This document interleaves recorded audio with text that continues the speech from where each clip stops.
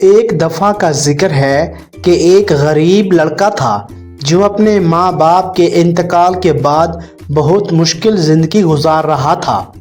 ایک دن اپنے دوستوں کے ساتھ شہر کے قریب ایک جنگل میں گیا۔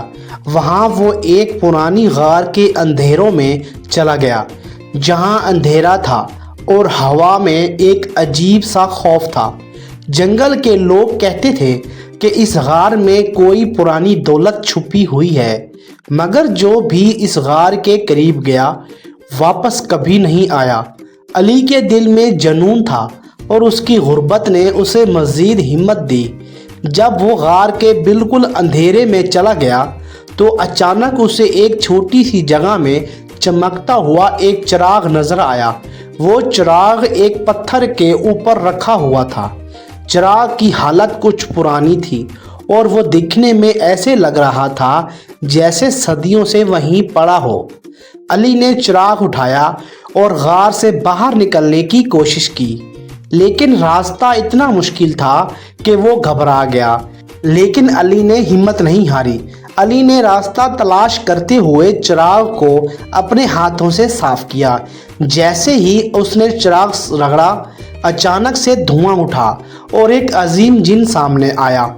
جن کہکا لگاتا ہے اور کہتا ہے، میری غلامی کا وقت ختم ہو گیا ہے، اب تو نے مجھے آزاد کیا ہے، تو میرا آقا بن گیا ہے، تو جو حکم کرے وہ میں پورا کروں گا۔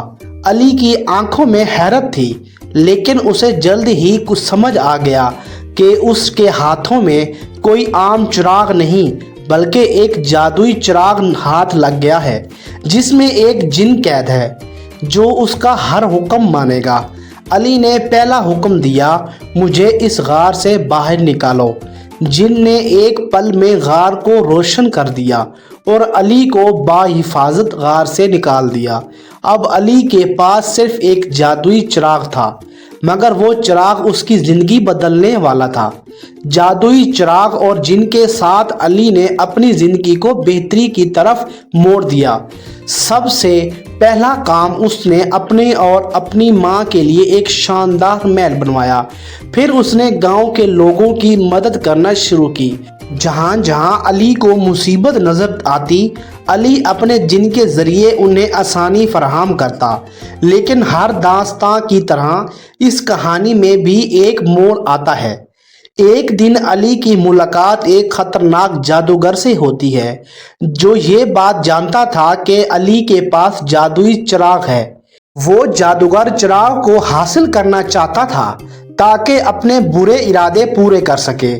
جادوگر نے ایک دن فریب کا جال بچھایا اور علی کے محل کے اندر آ گیا۔ اس نے ایک بہت قیمتی تحفہ علی کی ماں کو دیا اور کہا، اس سے تمہارا بیٹا مزید امیر ہو جائے گا۔ جب علی گھر میں نہیں تھا، اس جادوگر نے چراغ چرا لیا اور اپنے مطالبے پر جن کو اپنا غلام بنا لیا۔ جادوگر نے جن سے کہا کہ علی کا محل اور ساری دولت کہیں دور کسی اور ملک میں لے جائے۔ جب علی واپس آیا تو اس کا سب کچھ ختم ہو چکا تھا، لیکن علی نے ہمت نہیں ہاری۔ اس نے اپنی ہوشیاری اور عقل مندی کے ذریعے چراغ کو واپس حاصل کرنے کا ایک منصوبہ بنایا۔ علی نے جادوگر کا پیچھا کیا اور ایک رات چپکے سے اس کے محل میں گھس گیا۔ جادوگر نے چراغ اپنے پاس رکھا ہوا تھا۔ علی نے ایک عورت کا روپ دھارا اور جادوگر کو دھوکہ دیا۔ جادوگر نے اسے پہچانا نہیں اور علی نے ایک موقع دیکھتے ہی جادوئی چراغ واپس حاصل کر لیا۔ جب چراغ واپس اس کے ہاتھ میں آیا تو علی نے فوراً اسے رگڑا اور جن کو اپنی خدمت میں بلایا۔ علی نے جن کو حکم دیا کہ جادوگر کو ہمیشہ کے لیے قید کر دیا جائے اور اس کا محل دولت واپس کر دی جائے۔ جن نے علی کا ہر حکم مان لیا۔ علی نے اپنے تجربے سے سیکھا کہ طاقت کا صحیح استعمال ہی اصل دولت ہے۔